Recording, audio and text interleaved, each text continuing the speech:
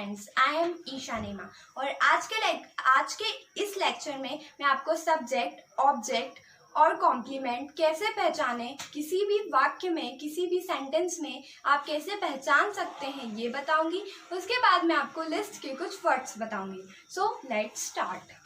सबसे पहले मैं आपको बताती हूँ कि किसी भी वाक्य में, किसी भी सेंटेंस में सब्जेक्ट, ऑब्जेक्ट और कॉम्प्लीमेंट को कैसे आइडेंटिफाई किया जा सकता है।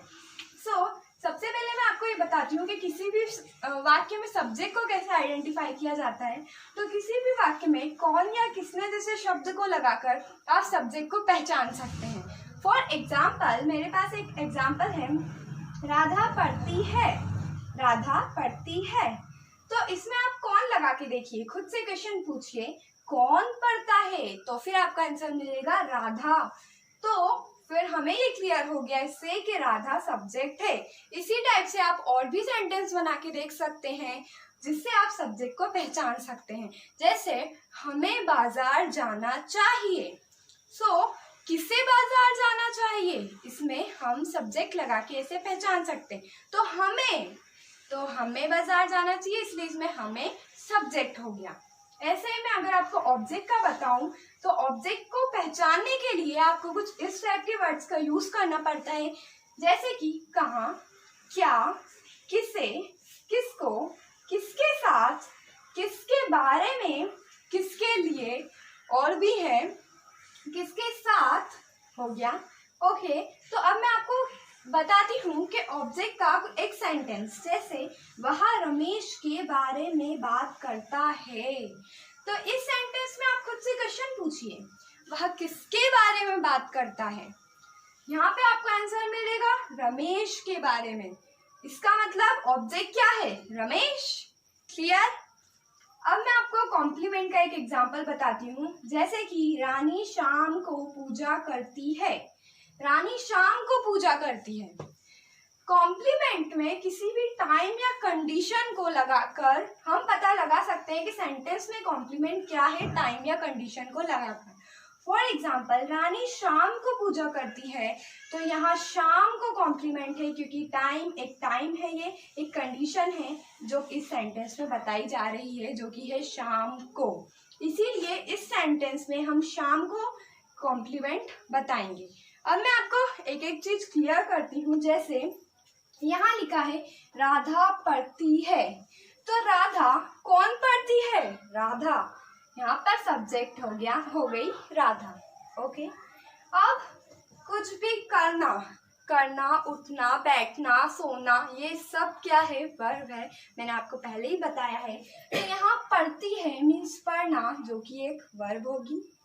और मैंने पहले लेक्चर में आपको क्लियर कर दिया था, जहाँ वर्ब होती है वहाँ है हूँ का अनुवाद नहीं होता है, तो यहाँ है हूँ का अनुवाद नहीं होगा। अगर मैं आपको कॉम्प्लीमेंट का बता रही थी शाम को, अगर मैं इसे और भी आपको कंडीशन और टाइम के और सेंटेंस बताऊं, तो पूजा, यहाँ किसी का नाम ले लेते हैं, सब्जेक्ट ले लेते हैं हम, पूजा सुबह को नहाती है। तो सुबह को मीन्स सुबह, एक टाइम, एक कंडीशन लगाई जा रही है सुबह को, तो सुबह को यहाँ पर कॉम्प्लीमेंट हो जाएगा।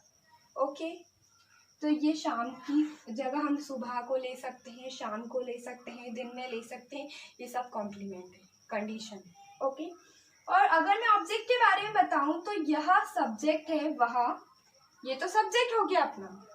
रमेश के बारे में ये जो वर्ड्स लिखे हैं मैंने, अगर ये सेंटेंस में आए तो वहां पर आपका ऑब्जेक्ट होता है। क्लियर। अब मैं आपको ये आप चाहें तो नोट कर सकते हैं। आपको कोई डाउट हो तो आप वो कमेंट में पूछ सकते हैं। उसके बाद में अब आपको लिस्ट के कुछ वर्ड्स बताऊंगी। तो लिस्ट के वर्ड अब मैं आपको बताती हूँ। जैसे कि मैंने सबसे पहला वर्ड लिखा है वह उसे लड़का।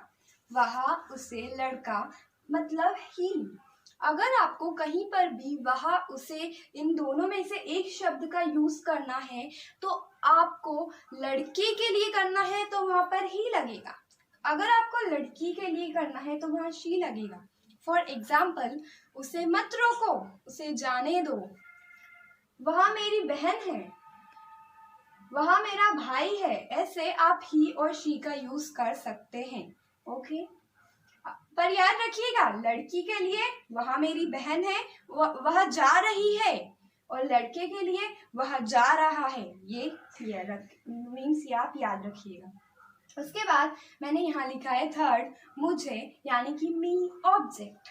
मैंने इसके पहले जो लेक्चर था उसमें ये लिखवाया था मैं, मैंने, मुझे, जो कि होता है आई, और अब मैंने यहाँ लिखवाया है मुझे मी ऑब्जेक्ट। मैंने आपको थोड़ी देर पहले बताया ऑब्जेक्ट के बारे में, तो आप ये बात जरूर याद रखिएगा, जो मैंने इसके पहले वाले लेक्चर में मैं, मैंने, मुझे लिखवाया था वो सब्जेक्ट के लिए यूज होगा, और यहाँ मैंने मुझे लिखवाया है जो कि ऑब्जेक्ट के लिए यूज होगा।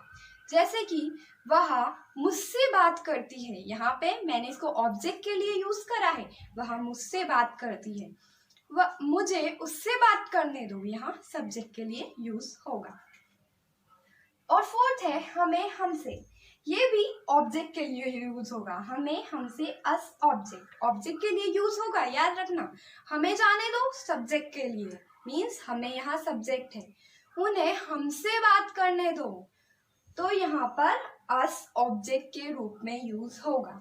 ओके, फिफ्थ है हमारा उन्हें, उनको, देम ऑब्जेक्ट। यहाँ पर भी वही ऑब्जेक्ट है, ये बात रिमेम्बर रखिएगा, ये बात बिल्कुल याद रखिएगा कि उन्हें, उनको अगर सब्जेक्ट के लिए यूज होगा तो हम देम की जगह दे लगाएंगे, पर यहाँ पर उन्हें, उनको ऑब्जेक्ट के लिए यूज होगा, इसीलिए हम देम लगाएंगे।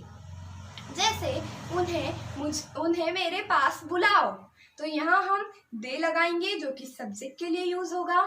और अगर मैं सेंटेंस बोलूं मुझे उनको कुछ बताना है, तो यहाँ पर हम देम के लिए देम यूज करेंगे उस सेंटेंस में ऑब्जेक्ट के लिए।